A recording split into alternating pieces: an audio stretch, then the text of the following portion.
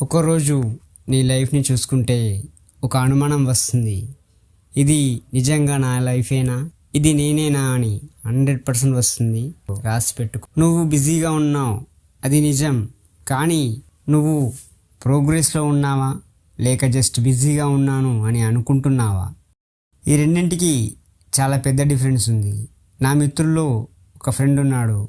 వాడు రోజుకు 12 గంటలు పని చేస్తాడు, ఫ్యామిలీని చూసుకుంటాడు, మంచి ఇన్కమ్ సంపాదిస్తాడు. అందరూ వాడిని సక్సెస్ఫుల్ పర్సన్ అంటారు. నేను నిజంగా హ్యాపీగా ఉన్నానని వాడిని ప్రశ్నిస్తే అక్కడే వాడు 100% సైలెంట్ అయిపోతాడు. ఎందుకంటే ఆ ఆన్సర్ వెతకడానికి వాడికి ఈ జీవితం కూడా సరిపోదు. ఇలాంటివి చాలామందిలో జరుగుతాయి.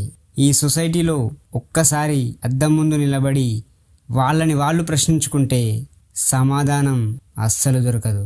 మన జీవితాన్ని మనమే మిస్ అవుతున్నాం. మన భవిష్యత్తు కోసం పరిగెడుతున్నాం, కానీ ప్రజెంట్ ఇప్పుడు ఈ జీవితాన్ని బ్రతకడం మర్చిపోతున్నాం. మనమంతా ఒక ఊహా ప్రపంచంలో ఉన్నాం. ఇది నువ్వు నమ్మకపోయినా 100% నిజం. నీ లైఫ్ చాలా తక్కువ. నువ్వు ఏం చేస్తున్నావో తెలుసా? ఎప్పుడైనా ఆలోచించావా? నీ దగ్గర టైం ఉందని అనిపిస్తుంది, అందుకే లేట్ చేస్తావు, ఇగ్నోర్ కూడా చేస్తావు. కానీ టైం అనేది సైలెంట్గా ముగిసిపోతుంది. జీవితం అనేది రేస్ కాదు, అది ఒక ఎక్స్పీరియన్స్. నువ్వు ఎక్కడికి వెళ్ళావన్నది కాదు, నువ్వు ఎలా ఫీల్ అయ్యావన్నదే పాయింట్. ఇక్కడ ఒక నిజం చెప్తా విను. నువ్వు ఒక కలల జీవితం క్రియేట్ చేయకపోతే నువ్వు ఖచ్చితంగా అదే ప్లేస్లో ఆగిపోతావు. నీ జీవితంలో అతిపెద్ద ట్రాప్ కంఫర్ట్ జోన్.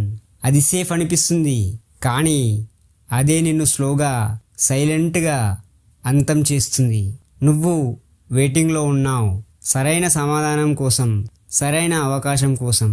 కానీ సరైన సమయం అనేది రాదు, మనమే క్రియేట్ చేసుకోవాలి. చాలామంది అంటారు ప్రతి ఒక్కరికి టైం వస్తుంది అని. ఎవరికి టైం రాదు, మనమే క్రియేట్ చేసుకోవాలి. ఒకరోజు నీకు రిగ్రెట్ రావచ్చు. నేను ప్రయత్నం చేసి ఉంటే, నేను భయపడకుండా ఆ పని చేసి ఉంటే అనేవి ఈరోజు ప్రశ్నలకు ఆన్సర్స్ ఉండేవి. కానీ భయపడుతూ బ్రతికితే చివరికి ఇలాగే ప్రశ్నలు మాత్రమే మిగులుతాయి. సో ఇప్పుడే నిర్ణయం తీసుకో. నువ్వు నీ జీవితాన్ని అదుపులో ఉంచుకుంటావా? నీ జీవితమే నిన్ను అదుపులోకి తీసుకునేలా చేసుకుంటావా? నీ కథ ఇంకా కంప్లీట్ కాలేదు. దాన్ని ఒక కవిత్వంలా రాయాలా లేక సాధారణంగా వదిలేయాలా? అది నీ డిసిజన్. దాన్ని లేట్ చేయకుండా ఇప్పుడే నిర్ణయం తీసుకో. ఇప్పటి వరకు వీడియో చూసిన ప్రతి ఒక్కరికి థ్యాంక్ యూ సో మచ్. జై హింద్.